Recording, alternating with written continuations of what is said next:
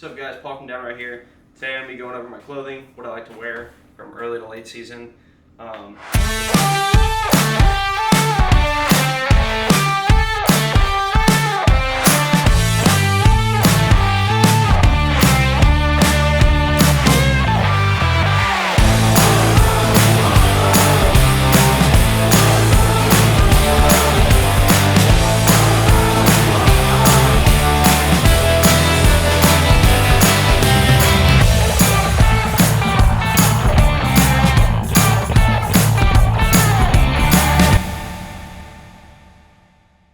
Little disclaimer, I'm not loyal to a camo brand either.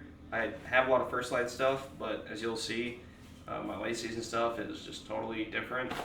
I'm also not the biggest preacher of camouflage. I just believe having dark neutral colors so you can kind of blend into trees or the dirt or the grass. Yeah, I just like having like dull colors, and yeah, I try not to overdo it. So starting out early season, if I'm scouting, hell, I'll even wear these on a hunt. These are just 5'11" pants. They're super light. They breathe really well. If you get them wet, they dry. Then I also have my First Light corrugate boundary pants. So these pants I'll wear all the way from 80 degrees to 10 degrees. Of course, I'll have a different layer on if it's cold, but early season these are awesome because you can let the legs breathe a little bit. They have all kinds of pockets. You know, 2 pockets here, pockets. I'm a big pocket guy. I like keeping stuff in my pockets, whether it's phone, knives, just whatever, snacks. Yeah, these pants have lasted me quite a while, and I really like them. They also have knee pads that can go in here that you insert, and that's nice if you're saddle hunting. You can kind of relax your knees a little bit into the tree. Same exact pants, just in camouflage. So yeah, that's that. That pretty much sums it up for pants. I just kind of alternate between these 3 pants. As far as shirts, sometimes I'll wear this shirt. Sometimes I'll wear a t-shirt, just a brown t-shirt. I've killed deer wearing a green t-shirt. You know, I try to stay camouflage, but I don't think you always have to be. You know, if you're high up in a tree and you're still, and you know what's gonna happen, like you know the deer are gonna feed through, then I'll just wear whatever. You killed your first buck in a t-shirt, didn't you? Yeah, I killed my very first buck in a t-shirt with a mermaid and an AR-15 on it. I killed my first buck in a plaid shirt. Yeah, like I don't think it's make it or break it. A lot of it has to do with discipline and kind of knowing where you hunt. But let's get another First Light shirt. This one's super light. It's just a wick shirt. Breathes really nice. Yeah, I mean, if it's really sunny out, this will keep the sun off of you, so you don't burn up, sunburn wise. So are you wearing that one in October? Yeah, well, I'll wear this one throughout the year, but like early season, I'll just wear this, and then late season, this will just be my very base layer. Yeah. So I bought this thing a couple years ago. Once again, it's First Light. It's called the Trace quarter zip, and it's just what you see. It's super lightweight. I mean, it's probably lighter than this shirt. It's quarter zip. It's got pockets everywhere. It keeps you pretty cool, and I like this color just because I think it blends in with most trees. Matches my pants here. So, love this thing. It's comfortable, it's lightweight, and it keeps you cool. So it's another early season shirt? Yeah, early season. I also wear this just driving around or something. Scouting. Even if it's cold out, yeah, just driving around. It's comfortable. So, once it starts getting a little chilly, like into the 50s, even 60s, if it's dark, 60 can feel kind of chilly. I have my hoodie here. Once again, it's First Light. It's the Klamath. I think I said that right. But same thing, quarter zip. It's just a little bit thicker, and it has a hood. Yeah, I've killed a lot of deer wearing this, and I'll wear this anywhere from, like I said, like 50, 60 degrees.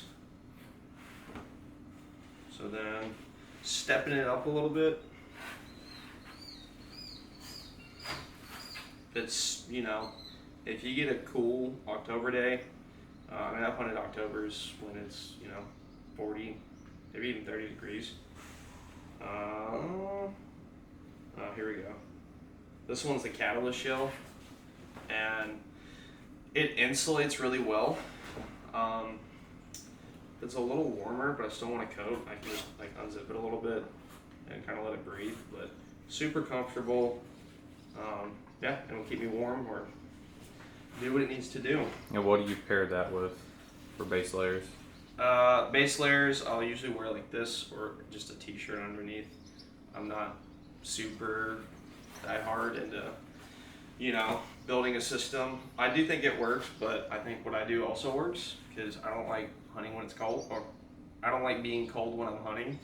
So yeah, I'll just pair this with whatever. And I'll also wear this in late season too, but I'll just have something heavier on top. This just insulates really well. Is it windproof? Yes, and it's super quiet too. You might be able to hear it to the mics right here, but I mean, it's nothing. You know, this is a little bit louder. It's a raincoat. We'll get to that in a sec. I think I have one more. No. Okay, so yeah, we're actually onto this. I think this is made for duck hunting, and I got it this year. And I didn't wear it in the rain, but I wore it in the snow, just to keep me dry. It's part of a system, and I'll go over that system in a second, but it's a heavier duty raincoat, and the hoodie comes off. You can just unzip it. It's, like I said, it's not as quiet, but I usually wear it from getting from point A to point B, or just, you know, scouting. If I'm hunting, I'll probably avoid wearing this unless I really need it, just because it is kind of louder.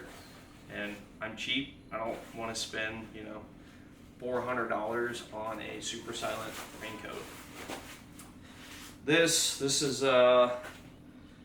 kind of getting into November, late October, November, through the rest of the year. This is a really good base layer.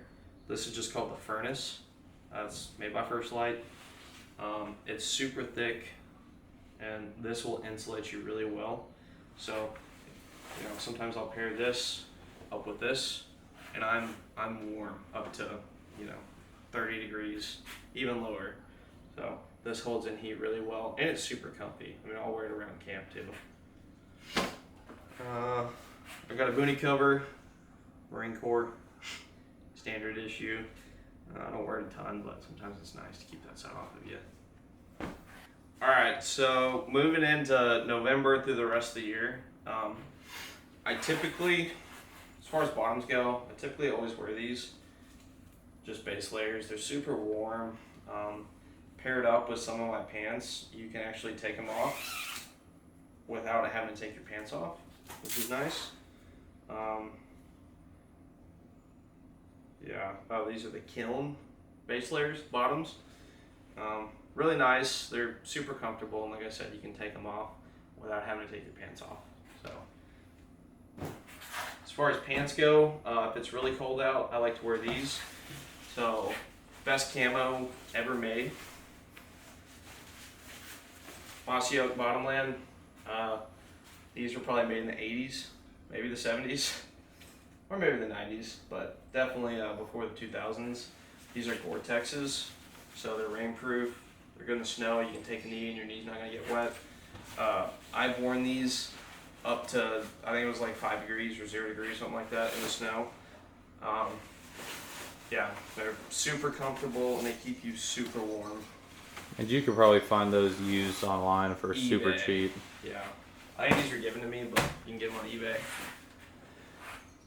Moving on, if it's dry and it's really cold out, I'll throw these over just normal pants, my base layers. These are just the Redhead. I don't even know the model number or the model name, but they got suspenders and they're super thick wool. You can tell. Super thick. I've worn these in the negative temps. Super handy, you know, all kinds of pockets. I like the suspenders. They do their job really well, and I think these were like $100. So that's how I like to go. I like to go cheap for quality. Back here on First Light, this is my Puffy. I love this thing. I'm probably gonna get one in a non-camo color so I can just wear it around. Super comfortable. They insulate super well. They're not as quiet. They're not super loud. It probably sounds loud because the mic's right there. Not the quietest, but also not the loudest thing in the world. I mean, I like to wear this under coats just to insulate because it's such a good insulation barrier and it's super comfortable. So I've had this thing since I started deer hunting, and honestly, it's probably the coat that keeps me the warmest. I think it's under 200 bucks. It's just a redhead jacket. It's rainproof, pretty thick, and it keeps me warm in the negatives. Like I could wear a t-shirt under this and I'll be good, you know, to like 20 degrees. If it drops below 20, I'll kind of build a system almost and put this on top and I'm a-okay. Killed a lot of deer in this one.